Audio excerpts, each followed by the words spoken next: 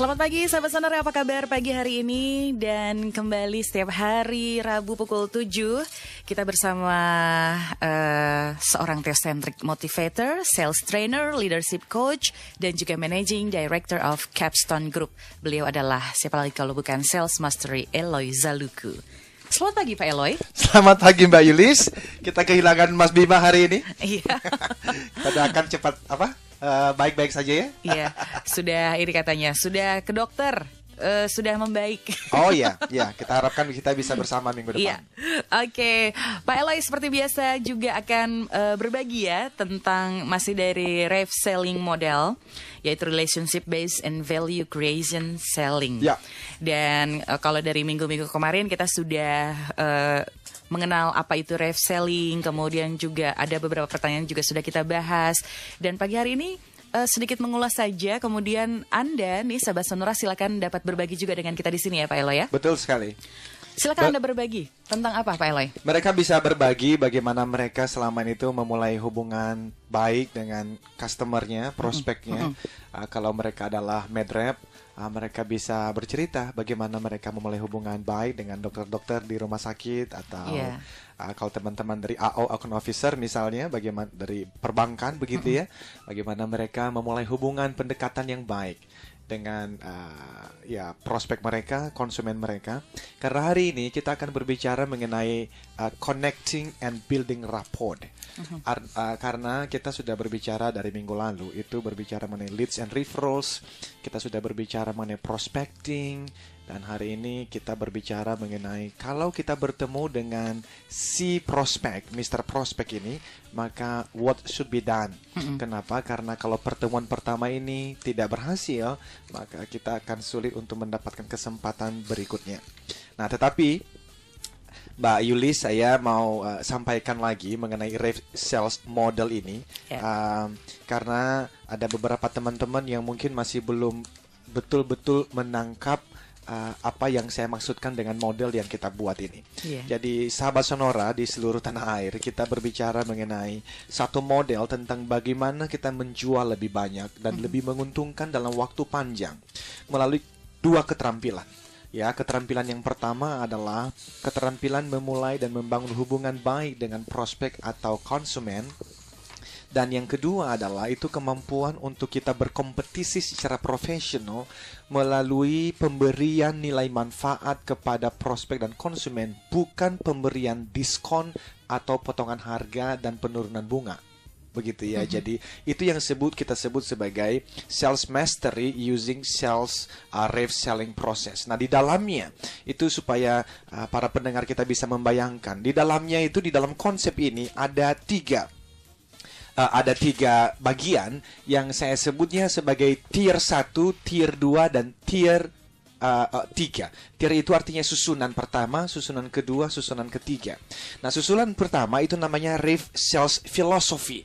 Jadi Rave Selling ini punya filosofi dan kita sudah bicarakan itu dari awal-awal kita on air dalam program ini, bahwa selling itu berbicara mengenai giving and serving, memberi dan melayani, sehingga orang-orang yang menjalankan penjualan dengan conventional approach atau conventional model atau model lama itu pada pagi hari seperti ini mereka akan bertanya, hari ini saya akan jualan kepada siapa? Tetapi di dalam Rave Sales Philosophy justru pertanyaannya adalah, hari ini saya bisa menolong, membantu, dan memberikan nilai manfaat kepada siapa? Sesuai dengan jasa dan produk yang saya jual.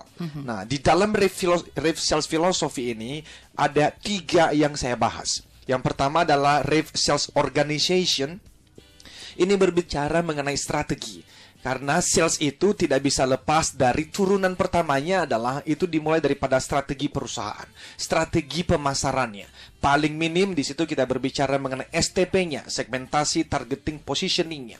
Kita berbicara mengenai minimal 4 P's-nya, itu harus jelas sekali. Kita berbicara mengenai bisnis modelnya. Kita berbicara kalau kita bicara mengenai strategi Porter, berbicara mengenai 5 forces-nya Porter. Di dalamnya, ini adalah pekerjaan dari sales and marketing directors. Mereka yang membicarakan mengenai strateginya. Karena di situ nanti berbicara mengenai product leadership, tentu saja kualitas produk harus baik.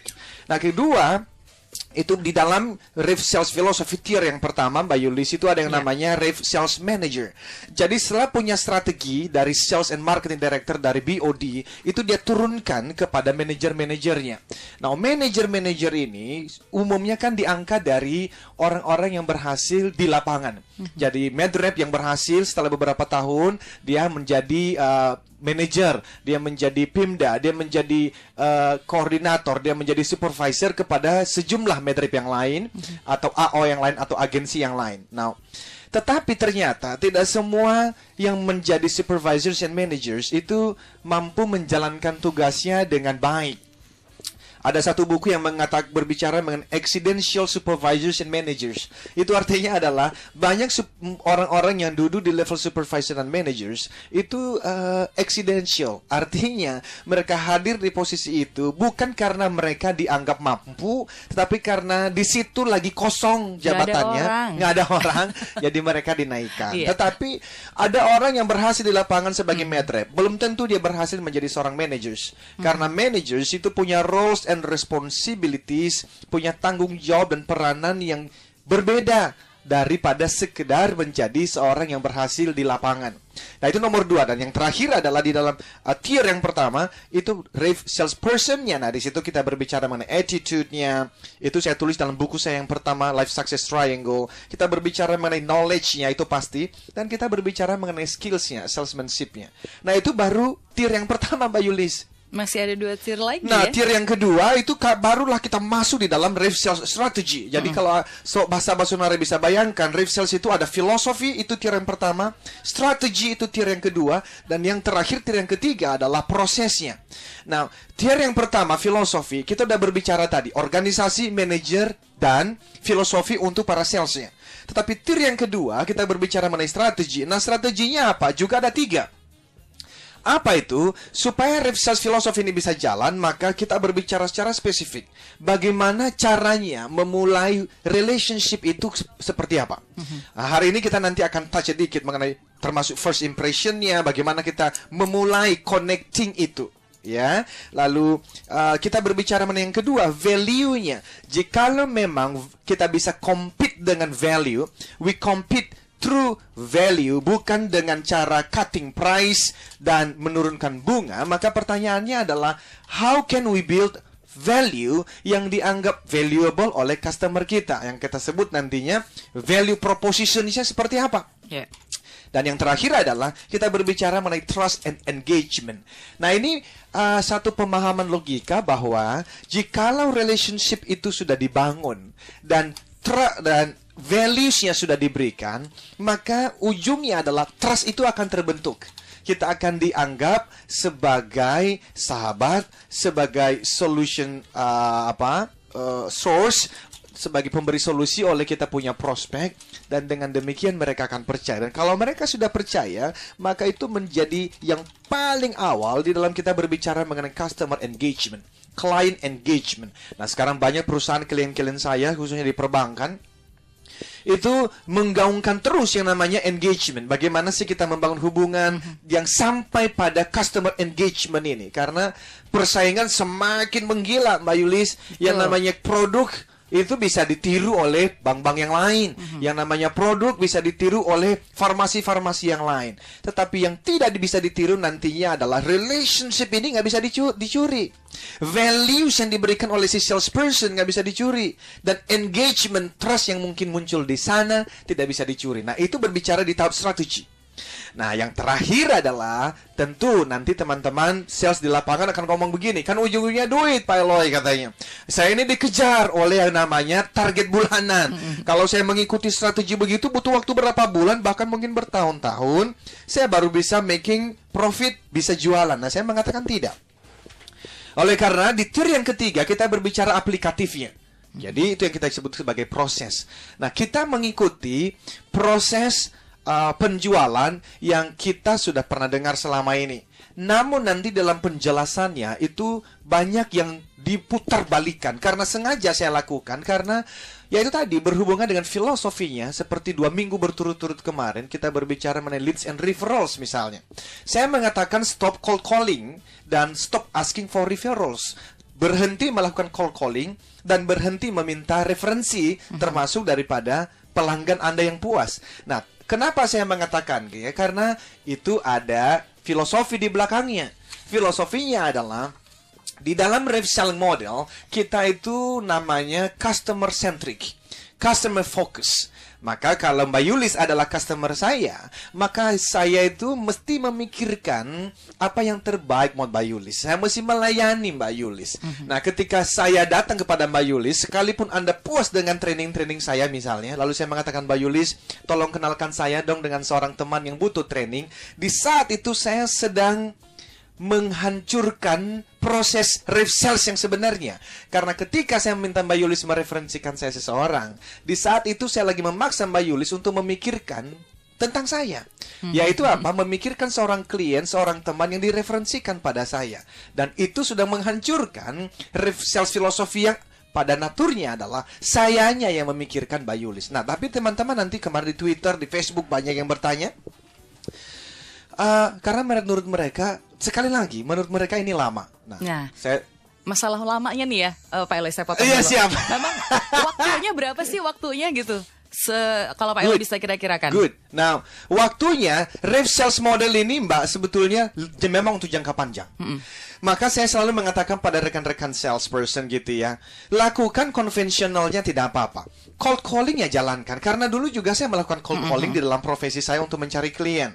Lakukan yang namanya minta referensi, it's okay. Tetapi di dalam mindset seorang salesperson, dia harus punya yang namanya itu planning. Bahwa dalam maksimal 1 tahun, maksimal 2 tahun, saya sudah tidak lagi melakukan cold calling. Saya sudah tidak lagi meminta-minta referensi. Karena by that time, saya sudah menjadi yang namanya rev seller. Artinya apa? Saya tidak perlu mencari-cari lagi yang namanya referensi-referensi itu. Oleh karena saya sudah punya pelanggan-pelanggan yang puas, dan mereka lah yang tanpa diminta itu mereferensikan saya kepada teman-temannya atau melakukan repeat order. Karena hasil penelitian itu hanya 2% referensi diberikan karena diminta. 98% referensi diberikan ketika kita melihat teman ada yang butuh dan kita ingat kepada supplier kita, kepada sales atau agency kita yang memuaskan kita selama ini. Oke, kita harus break dulu Pak Eloy. Siap. Dan itu tadi keuntungan menjadi rev seller ya, salah satunya. Kalau Anda juga punya pengalaman sahabat Sonora, silakan bisa share melalui SMS 0812 112 9200. Seperti apa Anda menjalin relations dengan customer atau klien Anda, begitu ya Pak Eloy ya? Atau membuat engage, gitu kalau kata Pak Eloy bilang.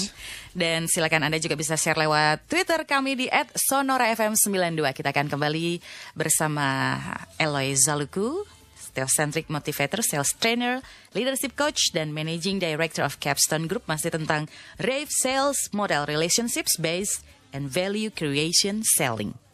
Sahabat Sonora Network kembali bersama Pak Eloy Zaluku, seorang Theocentric Motivator, Sales Trainer, Leadership Coach, dan Managing Director of Capstone Group. Kita masih berbicara mengenai bagaimana sebetulnya connecting and building report ya. Ya, betul sekali Pak Eloy ya. Bagaimana menjalin relation dengan customer atau klien Anda itu suatu hal yang penting karena prosesnya juga pasti bertahap, butuh kerja keras ya kan. Betul. Banyak yang akhirnya menyerah juga. Banyak sekali ya. Banyak yang menyerah juga. Dan ngomong-ngomong nanti BBM mau naik nih Pak Eloy. Oh iya. Katanya bulan depan. Nggak apa-apa. Teman saya itu bilang gini, sebetulnya tidak ada yang mahal. Yang ada itu adalah Anda tidak sanggup membayarnya. Sama kayaknya Pak Eloy. Jadi tidak ada yang mahal di dunia ini. Yang ada adalah kita tidak sanggup membayarnya. Jadi teman-teman kalau mau membayarnya dan sanggup membayarnya ya dapatkanlah sales sebanyak-banyaknya dengan mengikuti program kita setiap hari Rabu seperti ini. Ada hubungannya ya Pak Eloy ya. Baik, kita langsung saja kalau begitu agar lebih aplikatif begitu ya. Kita langsung ketemu dengan Pak Dede di Kebon Baru. Terima kasih sudah mengapresiasi program ini. Katanya begitu, a very great program. Dan nah untuk akses siarannya nanti coba kita akan pikirkan ya Pak Eloy ya. Iya, bisa kita pikirkan caranya ya. Iya, Yang penting ikutin terus Pak. Iya. Kemudian Pak Jack, selamat pagi Pak Jack. Ini pertanyaan menarik sekali Pak Eloy. Iya. Relationship dengan bisnis kaitannya erat atau tidak? Bagaimana keduanya bisa berjalan tanpa ada ikatan upeti atau gratifikasi ini? Pak Jack yang terhormat ya, sahabat Sonora, terima kasih ya Pak. Bapak sudah bergabung dan memberikan pertanyaan yang bagus sekali. Relationship dengan bisnis kaitannya erat atau tidak? Bapak sangat Pak. Karena pada akhirnya kita akan melihat bahwa orang itu lebih suka berbisnis dan membeli dari orang yang dikenal. Dan kenapa itu bisa terjadi? Karena ini bisnis kan dan pembelian berbicara mengenai trust, berbicara mengenai kepercayaan. Itu sebab dalam sales model kita berbicara mengenai relationship dimulai, lalu kita berikan nilai manfaat, dan ujungnya adalah itu akan menghasilkan trust dan engagement, loyalitas daripada customer. Nah, bagaimana keduanya bisa berjalan tanpa ikatan upeti?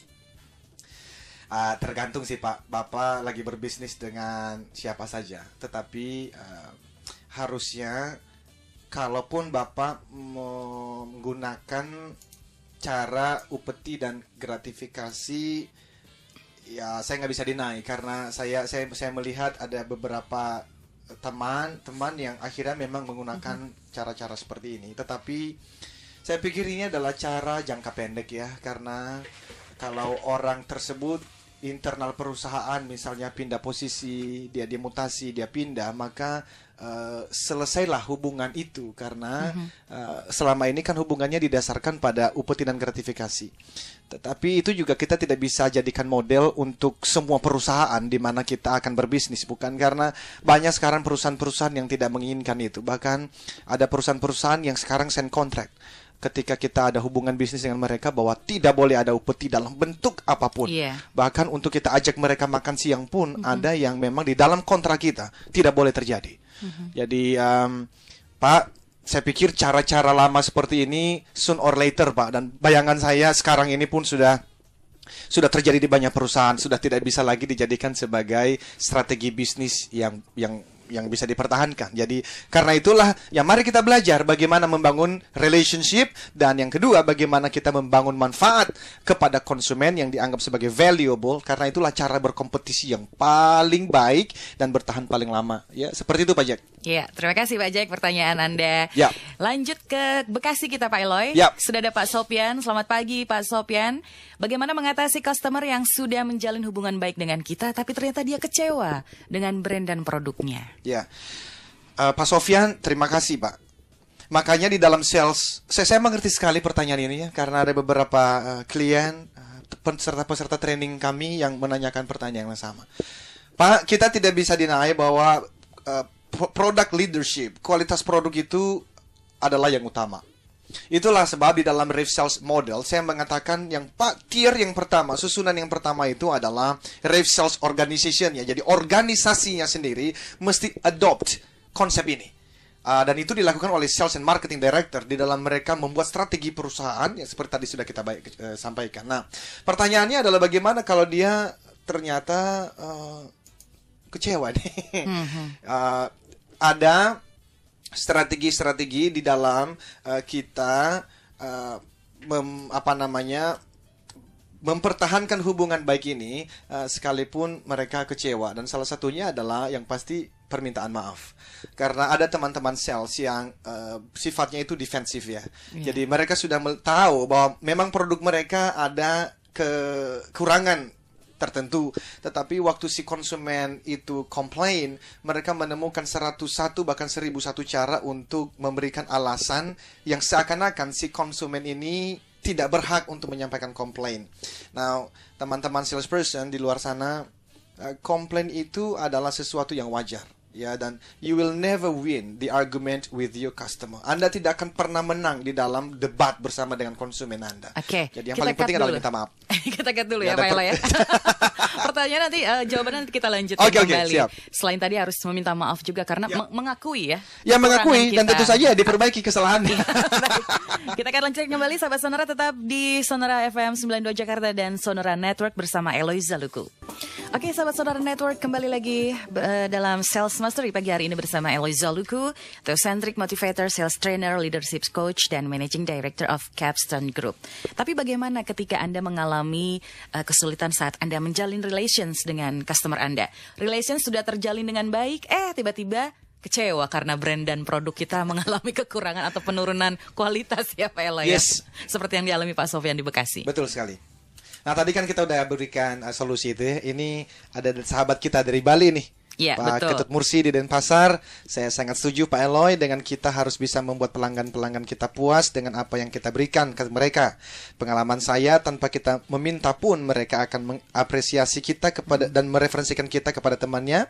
Tapi bagaimana dengan kelemahan yang ditimbulkan, yang mana pelanggan itu hanya mau dilayani dengan kita, artinya tidak mau dengan staff kita. Thanks Pak, I love Sonora. Saya senang dengan program ini. Ya, Oke, terima kasih Pak Ketut. Mursi. Beli Ketut. Jadi saya setuju Pak. Jadi itu tadi bahwa kalau kita udah melayani mereka dengan baik, maka mereka akan secara otomatis mereferensikan kita. Ya, jadi pertanyaan Bapak adalah ternyata ada kelemahannya juga nih, yaitu ketika pelanggan-pelanggan itu hanya mau dilayani oleh kita.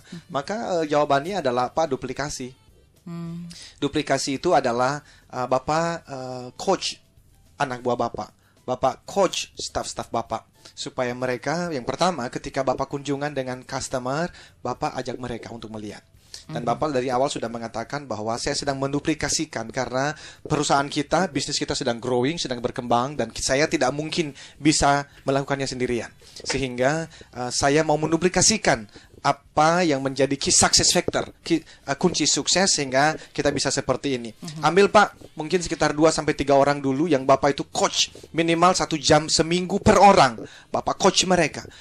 Dan itu dalam waktu 1-2 tahun, nggak bisa terjadi dalam 1 malam sih, tetapi dalam waktu 1 tahun, maka teman-teman ini sudah bisa menjadi bapak-bapak yang kedua, Pak Ketut Mursi yang kedua, ketiga, keempat. Dan di saat itu, Bapak nanti akan menjadi business owner sebagai pemimpin yang bisa memikirkan strategi-strategi lebih lagi, karena tim Bapak di lapangan sudah menjadi orang-orang hebat, di mana mereka bisa melakukan seperti apa yang pengen lakukan. Jadi jawabannya adalah coaching Pak. Duplikasikan kehebatan Bapak kepada anak buah Bapak dengan yang pertama ajak mereka untuk kunjungan bersama dengan Bapak, dan ya tentu saja kalau mereka berhasil, Bapak betul memberikan mereka insentif yang baik supaya mereka juga termotivasi. Baik, dan nggak pelit bagi-bagi ilmu ya Pak Eloy. Oh iya, jangan ya betul.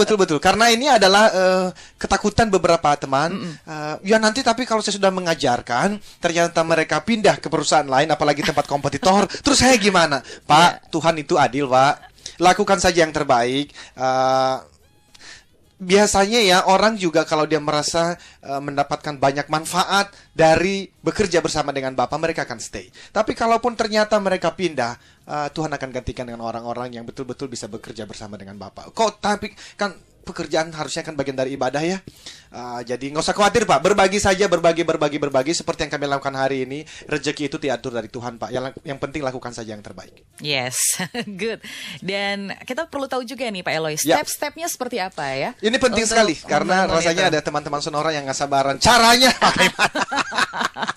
Apa yang harus dilakukan pertama kali begitu ya? Pertama kali Bapak dan Ibu, namanya itu first impression. Jadi di dalam kita connecting, building rapport yang pada akhirnya masuk dalam relationship dan pada ujungnya engage dengan kita punya customer. First impression, tatapan pertama begitu menggoda, itu yang penting ya. Dan ini berlaku bukan hanya untuk teman-teman yang di lapangan, tetapi juga berlaku untuk para muniaga, SPG, teman-teman yang menunggu customer service, yang menunggu di showroom, yang menunggu di toko-toko, front office gitu ya. Bahkan ini sebetulnya dimulai daripada bahkan security yang duduk dan ada di depan kantor kita pun, mereka mesti mendengar siaran ini. Karena relationship itu bukan hanya dibangun dengan si salesperson-nya kan, tetapi dibangun dengan brandnya, engagement dengan brandnya, engage dengan perusahaannya. Jadi first impression itu penting sekali. Nah, apa yang mesti dilakukan? Yang pertama adalah smile. Nah, ini nanti teman-teman akan ngomong, kok mudah sekali? Memang mudah. Tetapi ingat ya, banyak hal yang mudah dalam hidup ini. Kalau dilakukan dengan konsisten akan membawa dan menghasilkan hasil yang sangat besar. Tapi saking sederhananya, banyak orang yang justru tidak ingat untuk melakukannya. Karena saking sederhananya. Padahal kalau Bapak Ibu bertanya kepada orang-orang sukses di luar sana ya, termasuk orang-orang sales, apa sih rahasianya? Bapak nanti akan kelihatan ya dari orang-orang sales yang saya temui begitu banyak gitu ya. Dan buku-buku referensi mengenai sales. Ternyata apa itu kalau diulang-ulang, rahasia suksesnya tuh nggak ada yang betul-betul tuh menjadi sesuatu yang wah, sesuatu yang kayaknya sederhana. Saya udah pernah mendengar itu, tapi dia lakukan secara konsisten. Nah, Smile itu diceritakan mengenai seseorang yang datang ke satu toko dan dia menanyakan satu produk tertentu. Ada sih produknya, harganya juga menurut dia itu reasonable, harganya oke, tetapi ternyata dia pindah ke toko yang lain. Ketika ditanya, kenapa kok Bapak pindah? Padahal di toko yang baru ini, produk yang sama tapi harga lebih mahal. Ternyata jawabannya sederhana sekali. Saya nggak struck tuh dengan pelayan yang di sebelah. Saya nggak merasa di welcome. Nggak ada senyuman di sana. Jadi, smile itu penting sekali. Bahkan ada satu training yang saya pernah lihat di YouTube itu ya, khusus hanya untuk mengajar orang bagaimana senyum. Jadi teman-teman Sonora yang sekarang lagi nyetir gitu ya, lagi di luar sana, senyum dulu selama 1 menit. Tanpa alasan apapun, senyumlah. Karena ketika Anda senyum pada dunia, dunia akan tersenyum pada Anda dan termasuk pelanggan Anda. Itu yang pertama. Oke. Yang kedua, tentu saja teman-teman itu harus belajar yang namanya adalah courtesy, sopan. Banyak orang-orang sales yang, maaf ini ya, mereka tidak terlalu peduli dengan kata yang sopan ini. Maaf ini sekali lagi ya, karena banyak teman-teman sales itu yang melihat profesi sales itu adalah batu loncatan. Jadi ketika mereka tamat SMA, let's say ya, walaupun sekarang banyak salesperson tuh udah S1, bahkan banyak yang ada yang S2 kali ya. Tapi teman-teman yang lulus SMK, SMA, fresh graduate gitu ya, mereka masuk di dalam dunia penjualan. Mereka itu tidak terbiasa dengan kalimat-kalimat yang sopan untuk disampaikan. Ya, cara duduknya yang sopan, cara melihatnya yang sopan. Kalau di hadapan kita adalah seorang ibu, panggillah dia ibu, dipanggillah dia bapak. Ya, ini adalah hal-hal yang sederhana, tetapi that's the way we win the heart of our customer. Itu adalah caranya untuk kita memenangkan first impression itu. Ya, jadi ini mesti dipelajari dan tentu saja mesti dilatih. Ya, tetapi yang ketiga adalah itu berbicara mengenai fokus. Fokus itu adalah juga sama dengan be there. Artinya waktu bertemu dengan prospek pertama kali, maka waktu kita bertemu itu dari rumah pun sudah setting pikiran Anda bahwa ketika saya bertemu hari ini, saya akan hadir di sana 100%. Karena saya bisa bertemu dengan Mbak Yulis, secara fisik saya ada di sana, pikiran saya melayang kemana-mana, Mbak Yulis. Dan apalagi kalau misalnya baru tadi pagi itu ribut dengan istri misalnya itu ya, jadi kita punya salesperson itu pergi bertemu dengan klien, tadi pagi istri baru ngomong, ayah gimana sih ini uang sekolah anak belum dibayar. Bensin mau naik. Lalu ternyata si bapak ngomong begini, lu nggak tahu apa gue udah kerja mati-matian, bukannya bersyukur. Ribut deh tuh. Nah, waktu dia ribut, tapi kan udah ada janji ketemu dengan klien nih. Benar. Waktu ketemu dengan klien ternyata nggak ada senyuman di sana, tidak ada sesuatu yang bisa dikatakan itu mengesankan di sana. Kenapa? Karena pikirannya tertinggal di rumah. Pikirannya tertinggal di jalan, mungkin tadi motornya itu diserempet atau mobilnya diserempet oleh orang lain. Jadi apapun yang terjadi, menit-menit sebelum Anda bertemu dengan prospek, tinggalkan itu sementara waktu. Jadi waktu pertemuan pertama Anda, pastikan Anda senyum, pastikan Anda menjaga kesopanannya, dan pastikan Anda itu fokus.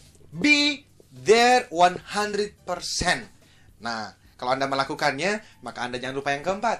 Yang keempat adalah antusiasme. Ini penting sekali. Karena sebelum Anda menjual produk Anda dan jasa Anda, sahabat Sonora, Anda menjual yang pertama lebih dulu, dan itu adalah Anda menjual diri Anda sendiri. Kalau Anda saja gagal menjual diri Anda yang antusias, bagaimana Anda berharap Anda bisa jualan produk dan jasa yang bahkan mereka belum sempat dengar? Jadi antusiasme itu menular ternyata, Mbak Yulis. Jadi kalau kita senyum, kita antusias, itu sudah menjadi tahapan pertama. Winning the heart of our prospect. Itu memenangkan hati daripada prospek kita. Yang kelima, confident. Oke. Jadi, Yang kelima nanti kita akan bahas lagi tentang confidence alias percaya diri ya. percaya diri, Iya. pasti. Karena kita harus mengikuti beberapa pesan berikut ini tetap di Sonora Network. Oke, sahabat Sonora Network, saya semakin confidence alias percaya diri ya untuk menjalin hubungan dengan orang-orang baru, betul ya? Itu yang juga dibutuhkan oleh seorang reseller. Harus, jadi confident people attract sekali ya. Jadi orang-orang yang percaya diri itu menjadi daya tarik yang penting. Jadi tadi sebelum kita break, kita berbicara mengenai first impression penting sekali. Dan untuk membangun first impression atau kesan pertama begitu menggoda itu, maka hai para salesperson di seluruh tanah air, senyumlah. Dan kenapa senyuman itu penting ya? Karena banyak orang di luar sana, termasuk para prospek dan klien-klien kita, bahkan yang paling tinggi CEO pun, dia bisa juga menghadapi kehidupan yang membuat dia susah untuk tersenyum. Entah itu sahamnya lagi turun, entah itu bisnisnya lagi ada problem, seorang manajer mungkin dia kehilangan staff yang begitu dia andalkan. Sehingga kalau dia lagi di dalam mode yang seperti itu, dia lagi galau, lalu bertemu dengan si salesperson yang juga lagi galau, maka nggak akan mungkin ada sesuatu yang baik terjadi. Jadi pastikan diri Anda senyum. Lalu yang kedua, sopan lah. Sampaikan kata-kata yang baik, yang menyenangkan untuk didengarkan. Bagi orang yang lebih tua, katakan bapak atau ibu, begitu ya. Be there, itu fokus, ada di sana 100%. Kalau tadi di rumah lagi ribut dengan pasangan Anda, mudah-mudahan tidak. Tinggalkan itu sementara, lalu fokus pada klien Anda 100% ketika Anda berjumpa. Antusiasme itu penting sekali, confident level, dan yang terakhir, nomor 6, itu kita berbicara mengenai greetings. Greetings itu adalah salam waktu kita bertemu, ya. Selamat pagi Pak Eloy, gitu ya? Iya, selamat pagi Pak Eloy. Dan tentu kita di sini, di dalam greetings ini, perlu untuk mengenal personality dari orang-orang yang kita jumpai. Paling nggak di situ kan kita, kalau teman-teman di NLP berbicara mengenai ada orang-orang yang kinestetik, ada orang-orang yang auditory, ada orang-orang yang tipenya visual. Nah, teman-teman sales juga perlu untuk menguasai bidang ini. Sehingga waktu Anda pertemuan pertama pun, Anda itu bisa menebak-nebak, kayaknya ini orang auditory deh. Sehingga cara Anda greetings, cara Anda untuk body language gestures Anda pun disesuaikan. Kenapa? Karena filosofinya adalah burung dengan warna yang sama itu ya mereka terbang bersama. Kita akan lebih mudah untuk membangun hubungan dengan seseorang, acceptance levelnya itu tinggi, jikalau kita itu bisa menyamakan kalimat-kalimat yang digunakan dan gestures yang digunakan, ya. Di dalam ilmu yang lain kita melihat ada yang namanya DISC. Jadi ada yang dominance, influence, steadiness, compliance. Itu dominan, intim, stabil, dan cermat. Ini juga masing-masing profil itu membutuhkan cara pendekatan yang berbeda. Atau yang paling sering digunakan itu ada tipe sanguin, phlegmatis, koleris, dan melankolis. Nah ini perlu diketahui, dipahami oleh teman-teman sales kalau mereka mau membangun hubungan pertama, first impression itu dengan siapapun. Ya, dan tentu nanti biasanya di training-training kita juga menyampaikan hal seperti ini, tetapi juga banyak sekali bukunya yang bisa dipelajari. Nah, salam, tentu saja selamat pagi dan selamat siang, semangat pagi. Tapi sekali lagi, bagi teman-teman yang Anda bertemu dengan orang yang intim atau sanguin, mereka memang suka antusiasme. Jadi pastikan Anda waktu berjabat tangan dengan mereka pun antusiasme, tetapi hati-hati dengan orang yang melankolis atau compliance misalnya, karena ini adalah orang-orang yang biasanya mereka suka mencermati dulu, si cermat itu ya. Mereka orang-orang yang suka dengan angka-angka, biasanya mereka orang yang suka hitung-hitungan. Nah, jadi teman-teman ini kita masih meneruskan ya minggu depan. Kita harus teruskan lagi nanti minggu depan ya Pak Eloy, karena waktunya sudah tidak memungkinkan. Luar biasa. Minggu depan kita akan berbicara lebih banyak mengenai hal ini, ya. Oke. Terima kasih, sukses untuk teman-teman di luar sana. Baik, dan sebagai penutup, jangan lupa. Ya. Saya Yulis. Saya Eloy, katakan yes I can. Salam sukses. Triangle. Aduh Pak Eloy, saya bolos luar satu biasa. hari nih jadi. Tidak apa-apa, kita ya. akan terus latihan dan sukses untuk teman-teman di luar sana ya. Coba diulang Pak Eloy ya. Saya Yulis. Saya Eloy. Yes, I can. Belum. Ucapkan. Kita nggak kompak nih pagi ini nih. Coba lagi. Saya Yulis. Saya Eloy. Katakan. Yes, I can. Salam sukses. Triangle.